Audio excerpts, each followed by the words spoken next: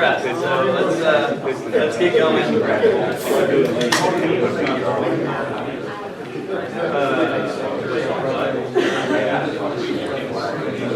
He's supposed to send me a picture that he's got.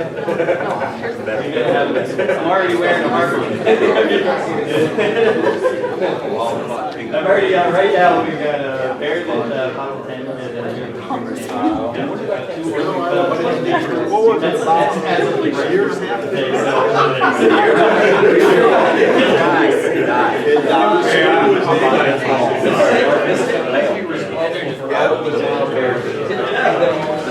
we already did that. Not all of them. Okay. So let's take a seat. We have, I think, the whole area. This one, what pin the ground. And if it's good with everybody, I'm going to move on to the next rule. And just one last thing. Yes. I mentioned it before, but you see how you got the thing about reptiles of concern here for commercial use at the 6 months? Yeah. That's where I was recommending maybe we also include, if for whatever reason, y'all go down the route where you absolutely require kit tags, you should have that exception there also for venomous commercial entities for. Okay, read the bottom of it. Okay, is that? All that see is reptiles of concern Hold on. for 6 months. It doesn't say venomous. Oh. So, Oh. reptiles of concern held for export. Let me make sure we capture that then. Yeah, it needs to go. Okay. Leave it right, give it to the bid. So say that again so we capture it right. I mean, if you add reptiles of concern or venomous reptiles, that would solve that I issue see. right there. Okay, so paren 4 and then reptiles of concern and venomous reptiles. Right. Okay. Andrew, you get that? Okay. Alrighty, moving on to, what was the next one? 7-2? Wait. What? We're gonna do Carla's thing. 7 next? Oh, Carla's next. So, Hold on. We're doing moving for next. 6.0. 007, is that the next one? Yeah. Start that and then. Or, wait, is this the big one? Yeah. So maybe we should do that one last and get the other one, the shorter one first? Gonna require, Definitions. This one's, what I'm hearing from the tag is this one's gonna require a lot of time. Yes. So let's do the other one first. Let's do definitions. Let's do definitions. 6.001. 6.001. Andrew, did you get what I emailed you? Okay. I do have my email because it slows. Oh, okay. Just a definition. All right. So not everybody is back yet, but let's go ahead and start moving on this one. This is the definitions. Is there anything, anybody want to start out with something? Yes, Sean. Yeah, I mean, commercial use, we went over this ad infinitum last time, and in this we have activity in the form of exhibition or sale, but we still do not have in there research or education as far as in the form of training or anything like that under that commercial use, which will come into play because from a facility, I don't breed venomous snakes anymore, but I keep them for training. So without opening that whole can of worms, 12 sales a year and all of this, so there needs to be something in there about facilities that are used for training, facilities that are used for, /education, and also research. Which that verbiage is in another area. Down. Yeah, it has it in It does kind of fit further down, so things like that one needs to match. Well, that's what I'm the saying, CRS. it bothers me that there's the They should disparity match. within the verbiage for commercial use and then. So you want to put the 6.007 in the definition as well? Say it again, sorry, yes. You want the language in 007 in the definition as well? Yeah, I mean, I don't know why you'd have two Okay, so let's conflicting. put that. And he's recommending that training is also added to that for training facilities, because there will be instances where that is a commercial activity of someone who, whether they're charging or not, they're training people and actively being involved with trying to have someone, learn a certain animal, because under the definition right now, if all you did was train individuals, even if you're charging, you would not meet the requirements for tier 1. So, Sean's case. Because you're doing no commercial So- sales, or babies or And anything else. training, training, yeah, training, yeah. The training, okay, so you guys got that? All right. I think we're good, right? You understand what they're saying? Okay. You guys lost me there for a second, as long as you guys are good. All right, what else do we have? There's no definition for secondary contaminant. Okay, so what I'm hearing, there's no definition for secondary containment. It's escape-proof is the definition, I think. They didn't actually use the word secondary containment in the rule, they used escape-proof, so I think that's kind of what they're going with there. Yeah, we're throwing that language out there, secondary containment, we have been for months. I mean, we all need to get on the same page with the right verbiage. Okay, so what do we got is no definition for secondary containment. Does escape-proof equal that, or do we need to? Well, I think escape-proof applies to both the cage and secondary secondary. containment. Okay. He's saying we need an actual definition for secondary containment Okay. since they're separate.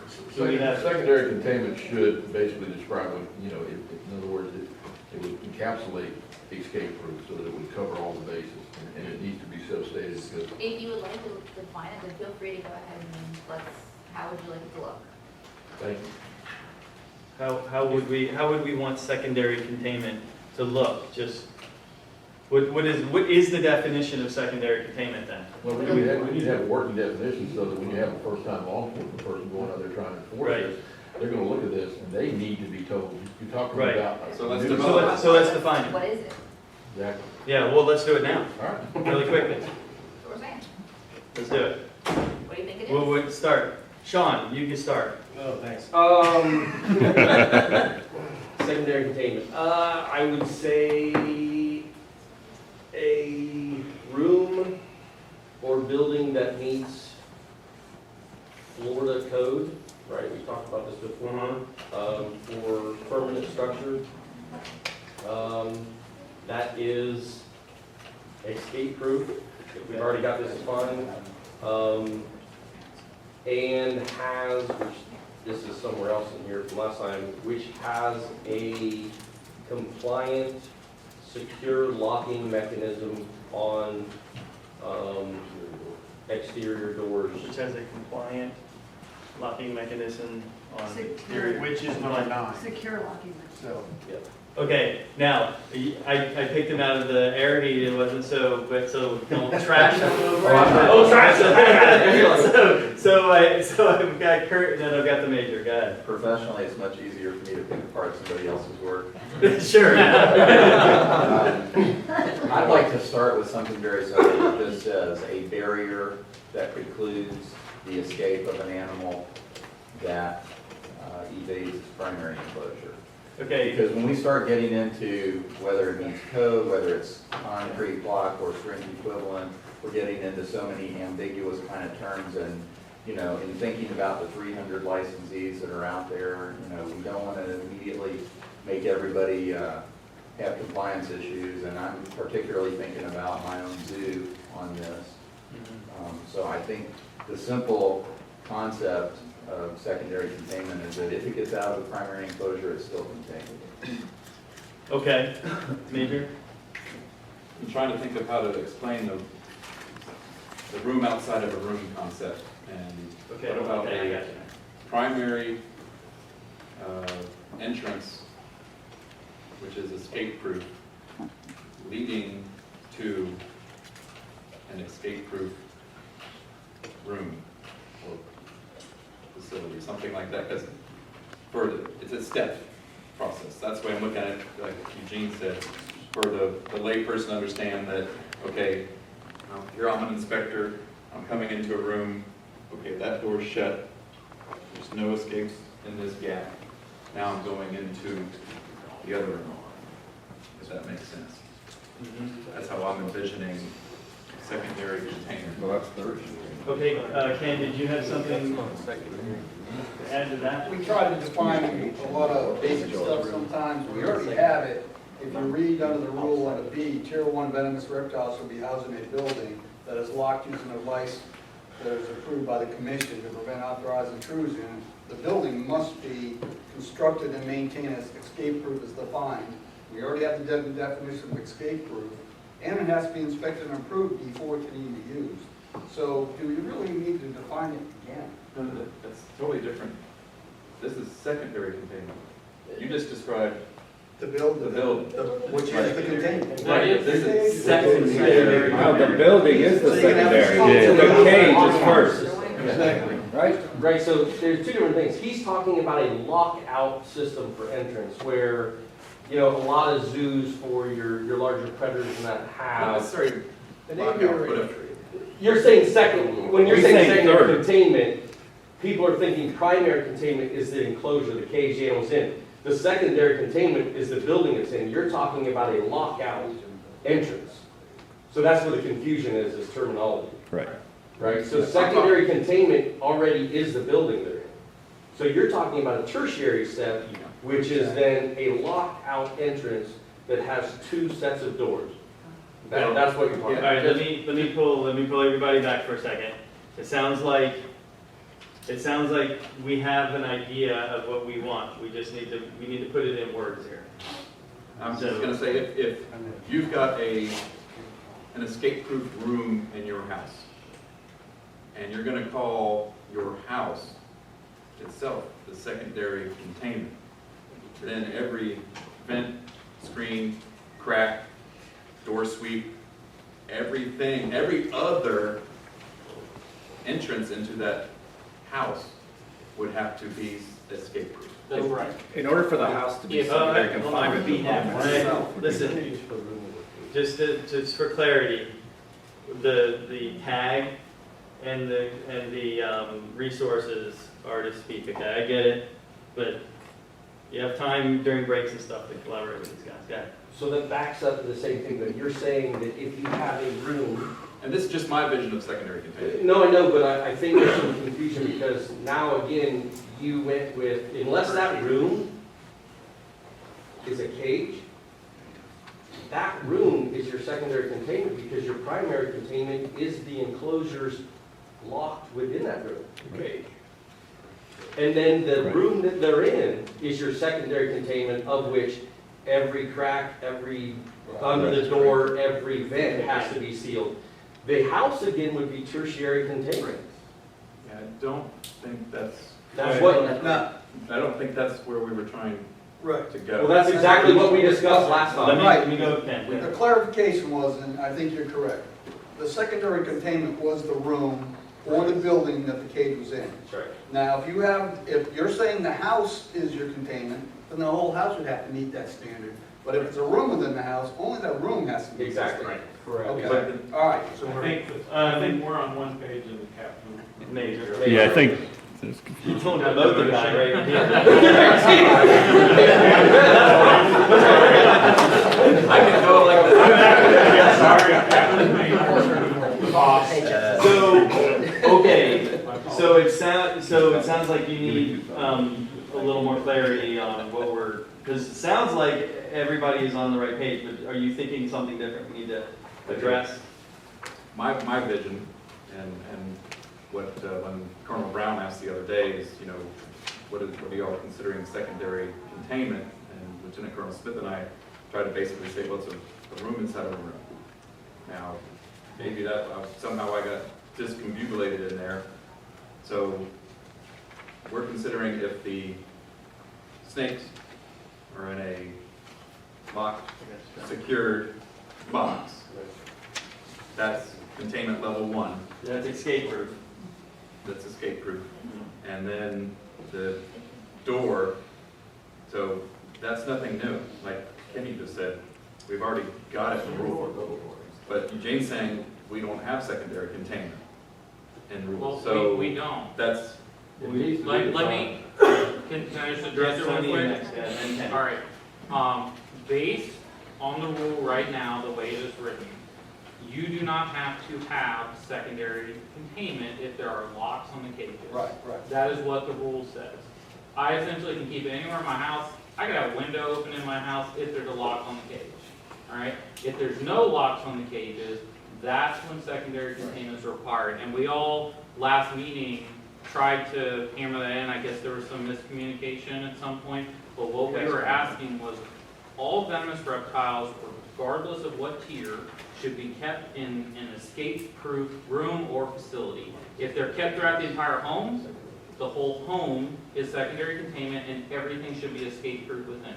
If it's kept within a room, the room itself should be escape-proof and that's the secondary. And that's besides the cage that's already in. Beside the cage. But Okay. we're beyond that now, though, Matt. We're at where we're now with the underlying sections where it says that it has to be in a lock cage, and the tier ones For specifically tier one. say building. Right. So by reading this rule, the new rule, tier ones can't be in a room within a house. They have to be in a separate building Correct. specifically for, so we're writing the new rules Okay. now. So under the new rules, do we still need that secondary containment? I think it's defined pretty good in here, unless I'm missing something. Well, So once maybe we just get move there, it we up. will, because I don't think everyone agrees. Oh, okay. Okay. Well, hold on one second. You said something about moving it up? So Kenny, the definition you read, just move that up into these definitions as secondary containment. Mhm. Well, here's the problem, we don't have secondary containment, that language in the rule anywhere. Right. It just says an outbuilding, which it is a secondary containment, we just don't say that's what. Okay, do so we the- really so I have guess to what put we're that saying in? In the new Do we stuff, need to we need to define it? define it and have it in there. The problem with going with definitions now is, we gotta go back to what the rule is saying. Right. So let me say, so we may be trying to define a term that's not even in the rule. So that's, let me just start that first. I got the major, and I've got you, and I've got you, okay? Here's kind of where I was thinking. Even if, and again, this is for the average Joe, even if I go into my escape-proof room, and I go in and I'm working with the snake, and I lose control of it, and it's loose, and I forgot to close the door to the room. Okay? I envisioned another door. So the odds of me forgetting to close two doors are, or if, heaven forbid, I get bit while I'm in that room and I make it halfway to that first door before I pass out, there's still secondary containment of that snake before it gets out to wherever. That's kind of what I envision as Okay, I got these secondary two. containment. I'm trying to synthesize what everybody's saying here, but let's go you. Yeah, go ahead. Secondary containment to me is an escape-proof room that an escape-proof cage is housed in.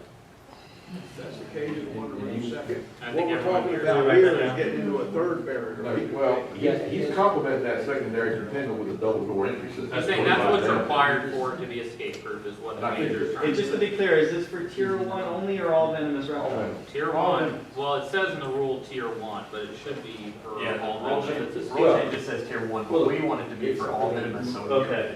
That's correct. He's All right, covering I got it. Go ahead. Whenever we synthesize all of this for the commissioners, what I heard the commissioners tell us above everything is, we don't want any more cobra escapes. We don't want cobras out there in Florida. And so when we talked about this, and we met collectively a couple of times before the tag was put together, we basically had virtually everyone that attended our meetings, 80-some people, I guess, in total, agree to secondary containment, and that is exactly what Jack just said. Right now, you're required to keep them in locked cages, but those locked cages could be in your garage, in your shed, wherever. However, if we agree to a secondary containment, a secondary barrier, which I agree, in my view, or my line of thinking, would be a secure room with thresholds on the doors and windows that don't open unless they have steel screens that are screwed in place and vents that are covered for air conditioning and heat. That's the secondary containment that I'm talking about. If the animal gets out of its primary enclosure, it's still contained. Okay, so the original thing was, repeat it one more time, a escape-proof box inside of an escape-proof room. Escape-proof room that houses an escape-proof cage. An escape-proof room I don't want that to. houses an escape-proof, Saying or building. or building, escape-proof room or building. Enclosure structure, whatever. Or carrier. Okay, and yes, I have, just because you just got up. Just to be clear, so that PCC picks up on that, the tag is actually asking for an additional requirement that you're not currently asking for in the proposed rule. You're not requiring secondary containment for level 2 and 3, and that's what we, the whole 2 days of the last tag, that's what we hit on and hit on and hit on, was that should be a requirement, and then it doesn't even show up in this, so you're actually. And is that the next rule we're gonna talk about? Yeah, that's why it's difficult going through the definition. Okay. It didn't come up this afternoon, but again, we're asking for that secondary containment, which would alleviate a whole lot of issues and fears that we have. Well, it should have been in these definitions to begin with. Okay. Well, I think we're trying to get there, so. So I agree with everybody on the definition of the secondary containment is the enclosure within a room. I think where the major's heading is a double door system prior to entering that room.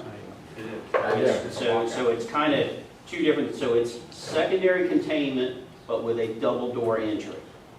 Now, the only thing that may bite some facilities down the road is you're now getting into fire code.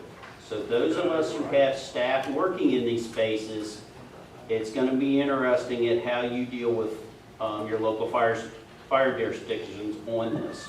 But I think that's where you're heading, is you want to be able to go through one door, secure yourself in, even go to have where a the piece of triggers are. glass in the door to be able to look to see everybody secure, which is how we manage a lot of the big cats, large carnivores. Then enter the next piece, which is the secondary containment. All right, am I missing anybody on this side of the room? Yes, Eugene, sorry. I think that's what the major's implying. I It know is. that's the way I'm thinking. You bring up a good point about fire safety for facilities like yourself, or some of the venom labs, more so than a private individual or somebody that's a commercial breeder that's not open to the public. And do we want to have visibility in that secondary door? You know, not the exterior door, but the secondary exterior door. Just for what if something is loose? Because if you open that second door and there's something loose, good thing you got that door closed. And do we want to define the distance from the primary to the secondary door on the secondary containment, so there's a 3-foot, 4-foot minimum so that you can get your butt in. You shut the door, it's closed, and then if you have equipment, you can safely open the other door and go into the room, because what's going to happen, like I said, is there anything else, you got both doors open simultaneously. There needs to be enough room. It needs to be defined, because if we don't define it for people to be, to comply with, and we don't define it for investigators to enforce, then we're going to be right back 5 years from now in a gray area where we had a oops, just like we had with these two animals getting loose right now. Okay. So we need to do the due diligence. So before I define get it. to Tony, I just want to make sure that it seems like there's a movement towards, maybe I'm wrong here, but towards this, a door that you go through. Not by me. Okay, Breeze. all right, You know. okay, so there's some disagreement. Unnecessary. Tony, go. What if we've discussed increased restrictions for tier 1, and we all seem to agree that one door suffices for making a room escape-proof. But if we make it, we obviously want to increase restrictions for tier 1, if tier 1 is the one that requires that second door to be able to look in. Instead of saying all of them, so tier 2 and tier 3 still have to have secondary containment, but they don't require a second door within it. And what would we call that second door? You heard Safety It's entrance. already in Yeah. here, safety. safety entrance. Good definition. Okay, so what I just heard from Tony, correct me if I'm wrong, but for tier 1 species, there would be a second, an entrance.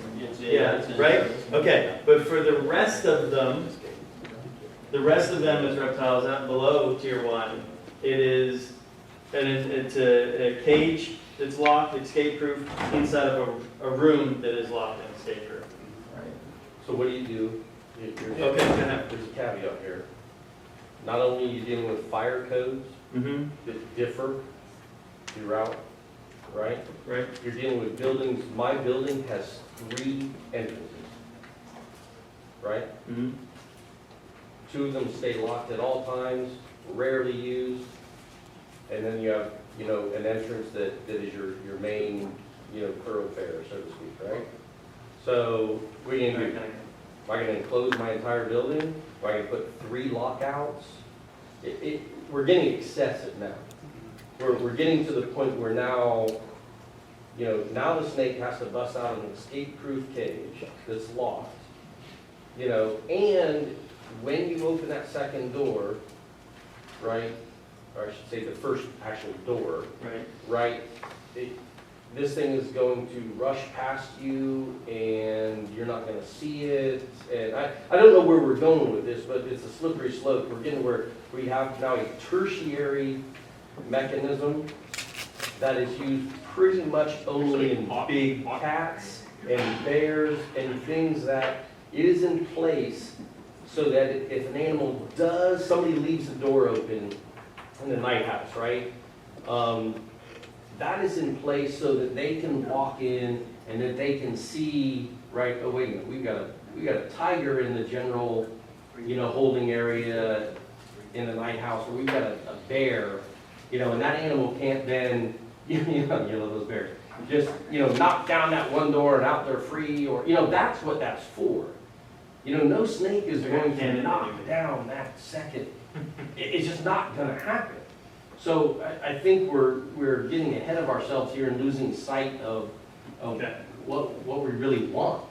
All right, and first. Just to go to Sean, we do that with cages all the time, the double door entry to get into a cage. You can have other accesses that aren't double doored, as long as there's one double door entry or there's an entry. So the building with 3 doors, you'd only have to do that to one if we're gonna do the safety. So it's But then it's for human safety then and not containment. right. That's the purpose if you're gonna argue that. And I hear you. No, because your protocols would be for keepers to go through that double door entry. I realize that, but if you're worried about the animal escaping through your secondary containment I'm not door, arguing the safety entrance concept, I'm just saying. and I have 3, but you only require me 1, it then becomes an issue about human safety. Because you can't argue that they're gonna use that door, so you need to put those other 2 doors, they can freely bust out of them if they want. So then it becomes not about containment, it becomes about human safety. No, it becomes about human nature. The major said you're less likely to leave 2 doors open than 1 door. And that's all it is. And if your protocol is, So wait a no one minute. should have the lock to those doors. So as long as I enter in through the double containment, and then I walk down to my double doors, and I open those and leave them open, Well, you're in violation already because you're. and there we go. Okay. But So- that doesn't help with containment, and that's my point I'm making, right? I just Anytime. keep it where we want to do our best to prevent escape. I go, you know, I'll throw the scenario at you. My escape-proof room is in my house. I've got locks on the cages, but for whatever reason, my material failed. I've got an escape artist, and the snake is out. I don't know. I open the door, and right by me. With what I envision secondary containment is, I go into that first door, I shut it. Now I'm ready to go into my escape-proof room, I open the door, there's nowhere for him to go. If you guys are, he's secondarily contained. He got out of Tertiary. right. I consider the box or whatever, the rack system, I consider that basically just where the snake stays. And maybe I'm wrong, but I don't consider that really containment. The escape-proof room is the containment. All right, okay, all right. Okay, let me just bring us back for just a second. These are definitions, right? And we need to, it sounds like that there needs to be a definition of secondary containment. Yeah. Now Primary now we just containment went first. primary. Okay, so let me go ahead and make your point. So,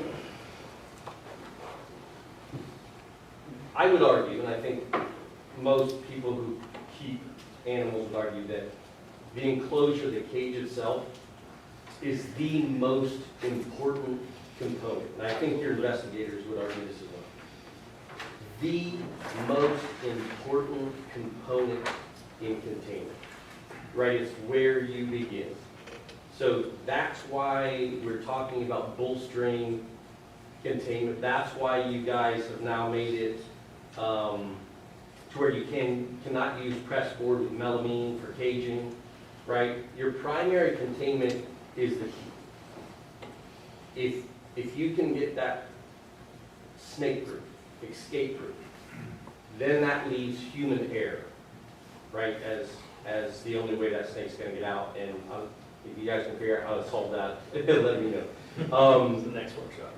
Yeah, so that is the most important part of containment. It's not just where those animals hang out and live and eat and poop and, you know, that is your front line. That is the most important component of this system.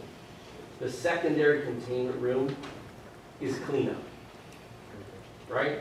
That's if you do have a human error in that thing, right? Or, you know, well, I would say 4, because that's what it is. It's going to be human error, past that point. So your secondary containment is cleanup. It is in the off event that your primary containment fails by human error. The secondary containment, whether it's a escape-proof room or escape-proof building, seals the deal, right? So, interestingly enough, the last 2 escapes, the 2 escapes that really maybe is why we're all here, were because of primary containment failure, correct? And secondary containment. They were primary containment failure. True, false? True. Oh, my answer? Yeah. Move on. Okay, so So, there was not any secondary containment. If there had been the secondary containment, snake-proof, escape-proof room or building in place, those snakes would still be housed and we would not be here today. Okay, so I've got a bunch of hands going up. Let me go with the major first.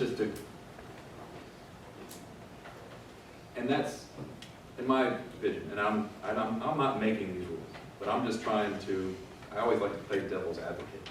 There's a whole lot of stuff that goes on outside of the primary containment. I mean, you know, it's, in some cases it is just open, throw something in there, close. But there's times when the snake comes completely out, okay? Now it's in this room.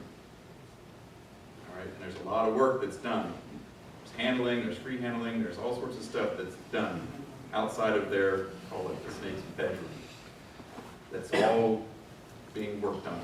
You know, you might be doing pit tags, you might be inseminating, you might do whatever you guys do in this bigger space. Okay? Now, if there's something happens, I go back to, I get tagged, right? And I'm like, oh crap, I don't have my cell phone. I'm going, I gotta get out of here to call 911. And I open that door and I pass out. Then it's gone, unless there's secondary containment. And that's just a I think we're all saying the same thing here. But you know, if all you're doing is open the drawer, putting something in there and closing it, I mean, I get that. But there's a whole lot of other work that I understand happens in that room. And to me, that's where the bigger danger is. But you're not doing those things alone. You don't have one instance of somebody working an animal that got away from them, at least that we know of. You know. Because there's been a lot of calls to Venom 1 for an antivenin given and no reports of escapes or bites. So how is that possible? All right, let me go to the next. Yeah, we're all getting hung up. We're all getting hung up on the secondary containment and a lack of definition. I know Kenny pointed it out before that, to me, it is defined as .007 that we're coming to. It's on the bottom of page 14 of our booklet, where there's basically the definition of a secondary containment without being called a secondary containment. So we're kind of getting hung up on that point now where it should be addressed. So that was going back to the original thing, is bringing that definition up. Bringing it up, but it sounds like the major keeps, we've got primary containment, secondary containment, and a safety entrance. Safety entrance is defined here in the definitions, which is really where the major is on this double door getting out. Then we've got the secondary containment, which everybody seems to be on board as that room. Primary containment being the enclosure that the animal is in. And my worry is we've got to define this here, but does this then, if we try and then, for some reason, this gets carried over to class 1s, how do we do a secondary containment on a 10,000 square foot black bear setup? Oh, it's your perimeter fence. That's your perimeter fence. Yeah. But if we, we gotta watch it, so that's where I'm at. I think All we right, should that's a watch valid it. point. Those are the three levels. Saying the ice is getting thin here? Tony, you got it? The ice is getting thin. You're good.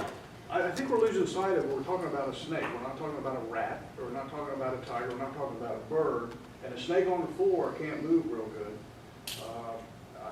We take snakes out all the time and throw them on a table and grab them and catch them and extract them, and we've been bitten and we have anaphylaxis, we got 2 minutes to get adrenaline in or we're going down, and we've never had an issue of that snake ever getting out of that room.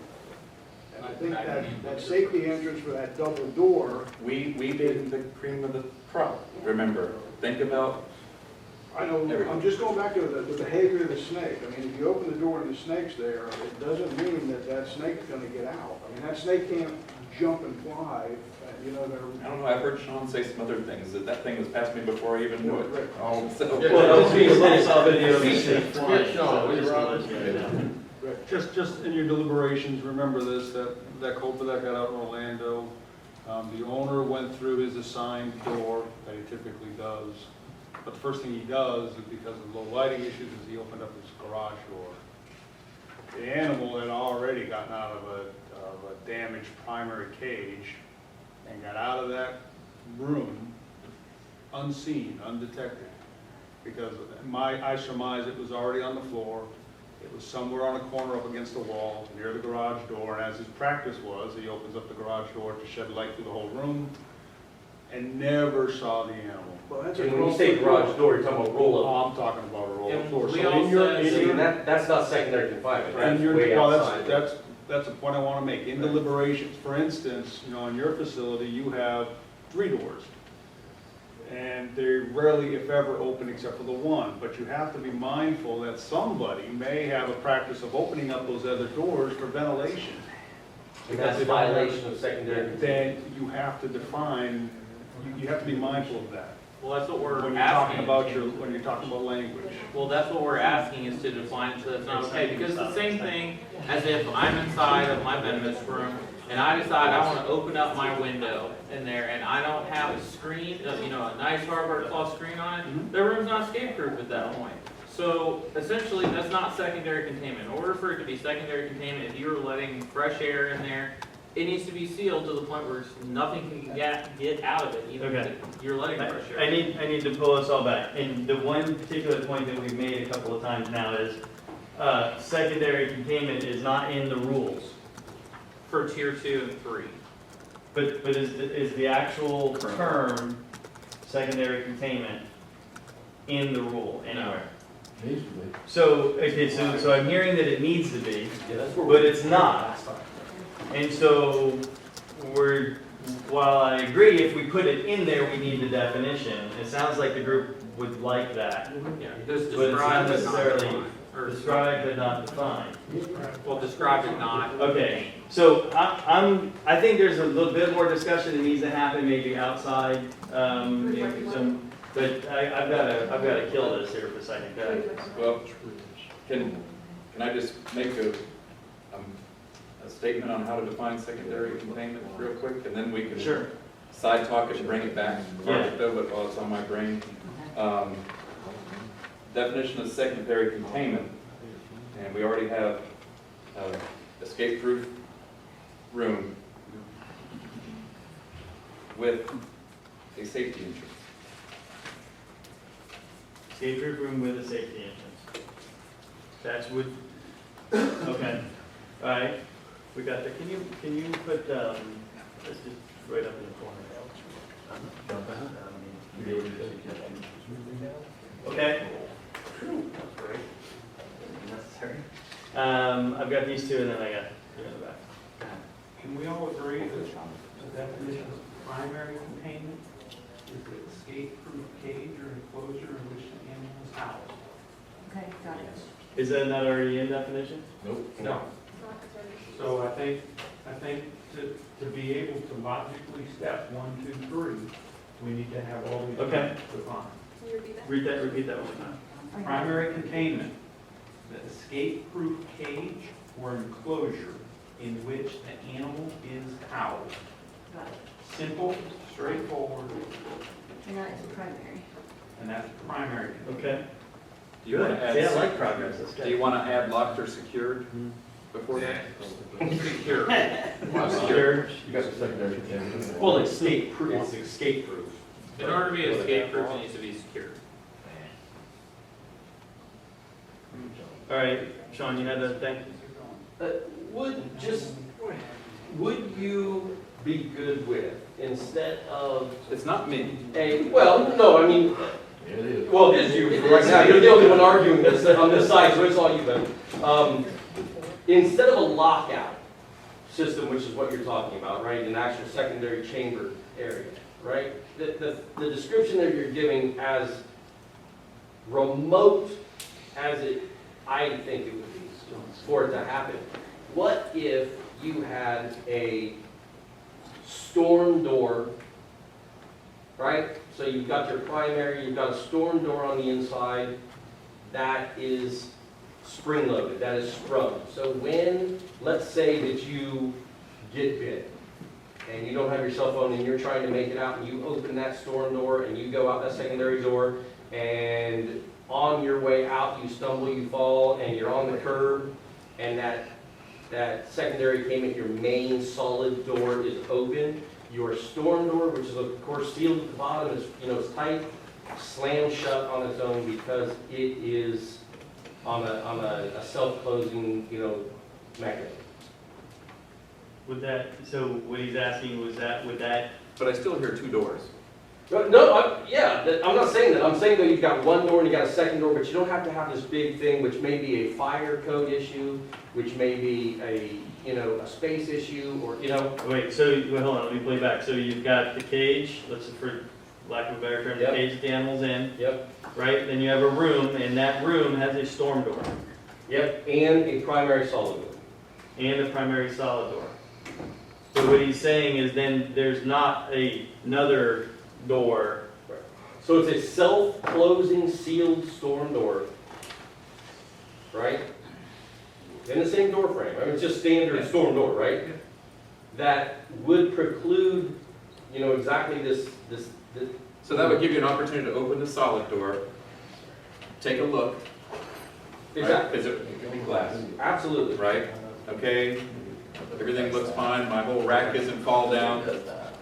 I open this storm door, I pull the hard door. Right. I go in the room and the storm door closes. On itself, self-closing. Oh, hey, I mean, look at this, we've got Can we just change the wording to audit to a self-closing door?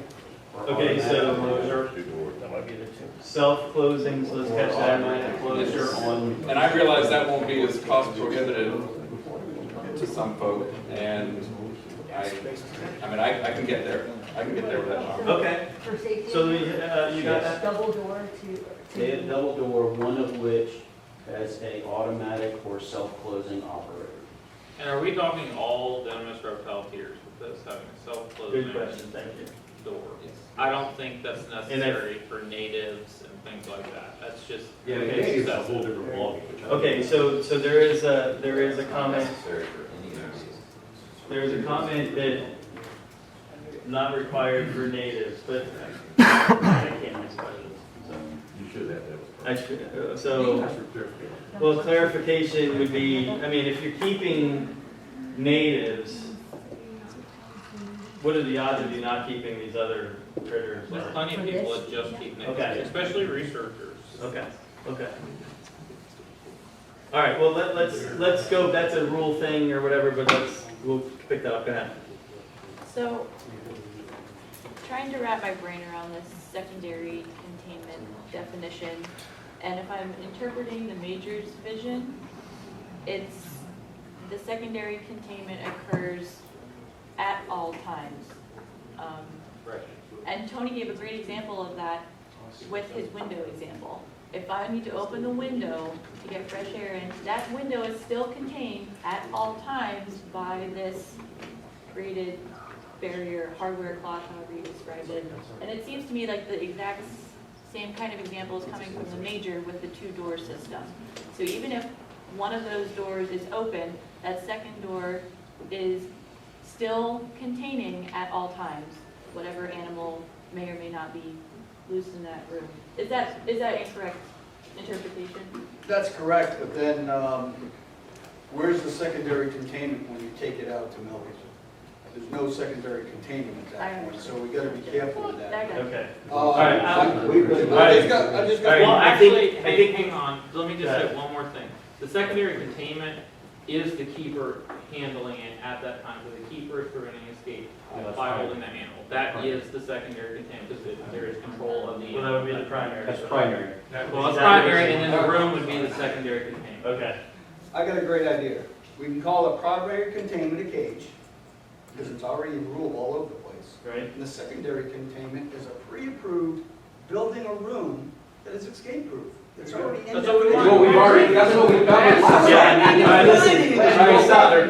Here's the thing, we are now in a very good, you guys don't realize it, but we're in a really good spot, so let's. No, the major is actually pretty good right now, because the closing door on the room, the self-closing door, we can move forward on that, right? I realize that this can be, I'm thinking about everybody too. I'm thinking what maybe the commissioners are thinking, and I'm also keeping the average Joe that doesn't have another $1,000 to shell out to put up a CBS block little space and buy a door. I'm thinking about that too. So I'm trying, my job is to try to balance things and find middle ground. And I said it the first day, there's going to be a lot of things that we don't agree on, but we're just going to have to agree to disagree and live here as partners in this. So I think that might be a solution that will. Well, let's stick with that. Let's stick with that for right now. Tony, I'm gonna let you have the last word on this particular spot, and we can move on to anything else. When you say you think it'll be a solution, do you mean a solution for keeping inside of a residence versus having a separate building that is not a residence? Not quite so audible. Yeah, I think it could work. And if you had an outbuilding, let's say you're the guy that's like, I know where this is going. I'm going to build a 20 by 20 concrete block outbuilding. I'm going to have hurricane straps. I'm going to fill it with spray foam, and I'm going to caulk every crease and crack and this and that. And the investigator comes to do your facility inspection and opens the door. Okay, I've got an opportunity now where it's still, there's a barrier that I can look, scan. I didn't have a rack fall over. I don't have snakes on a plane in my room, right? Okay, I can go. Rather than just having that same building, just the hard door, I've got no idea what's happening inside that room unless I got cameras. Open the door and they're gone. But do you think that would make it feasible for inside of a residence if there was double door? Well, Okay, that's what I'm asking. well, tier ones don't have to be a room inside a house. You say that, but that's just something you guys have put forward. We haven't hashed that out. Right, as it stands right now, it's. But that's why I'm asking the major, is this a solution to the problem of keeping within residences? That- All right. That's my point. Maybe we can revisit in the afternoon. We can Yeah, go over- if we have time. There you go. But are there any other definitions? I think we're good right at the moment. I know there's still some sidebar we need to have. But is there any other, yes? I'm just gonna toss out, that is essentially the number 11, the definition of a safety entrance that I think is consistent with the administrative regs. I don't think it belongs in this section if we're not gonna require a safety entrance. So, if you guys ultimately present this with the safety entrance that needs to be in there, if we're not gonna require it, then I don't think it should be in here. Okay, I agree. all right, we got that noted. Okay, this was supposed to be the easy one, so are we ready to move on to the other one? Okay, we have basically 55 minutes to dedicate to this, right? Wait, which one was it again? That one. Oh, so, you got I know we're not gonna be able to get it done in 55 minutes, but remember, every minute that we spend on this one is a minute after lunch that we don't get to spend on the other one. So, yes, ma'am. I have a suggestion, do we want to, what should go now? Carl, She's out with the captain. I I was also gonna have a suggest, do we suggestion. want to have Carla go ahead and do her quick little thing, Oh, sure. and then break for lunch early so we can dedicate and not have to talk this up, or? Beat the lunch crowd. So you would like to do that break before we get into this break for lunch? And then just do. And then just do this when we get back? That's kind of what I'm thinking. Is that an idea for everybody? And Yeah? then- Hold on, go ahead. Oh, I forgot that I wanted to add a definition of research Yeah. to your definition. Okay, all right, they got that. All right. Yeah. And also, my suggestion, before we get into all this, I don't know if this is what Carla's gonna discuss, but it should probably be stated by you guys how you all came to what you put into tier 1, tier 2, and tier 3 from what was initially submitted before we discuss it and get to that point. So I think it would really help us all if we understand what your thinking process was, Okay. not your, but collectively your thinking process. And that may not be her part, but That's not our part, but we can do that. we can do that. Let's make sure we'll do that when we get back. Yes. Okay. Are we all cool with that? We'll go to lunch early, and then we'll have more dedicated time for, because it sounds like this rule and the tier thing they're kind of smashed together, Tad, right? So, Carla, do you want to? Okay, I was just going to quickly mention that FWC has a general rule that talks about when the agency can deny a license, suspend or revoke a license. That applies to the whole agency when there's not a more specific rule or statute that governs that. And the Captive Wildlife has had some issues with that, and so we're looking at making some amendments to it. We had a meeting in Tallahassee a couple days ago with FWC staff to see how it impacts not just the Captive Wildlife Office, but the rest of the agency.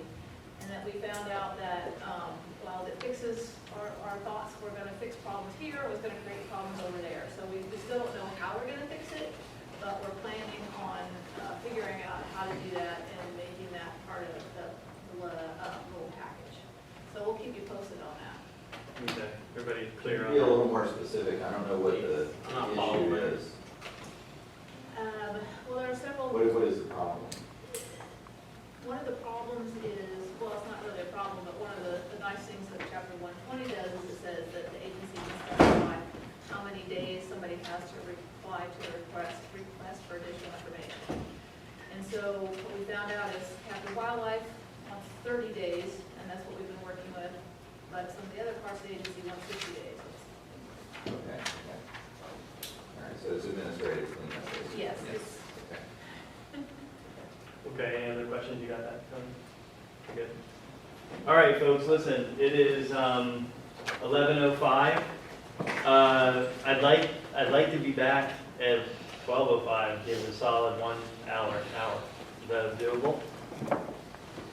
We good with an hour? Just don't go anywhere real fancy? Be back at 12:05. 12:05. Yep, I know there's gonna be lingerings, so I wanna definitely start at 12:15. Start, everybody in their seat, ready to roll. Everybody starting at 12. We want you back here at 12:05, and we are going to be rocking with or without you as well.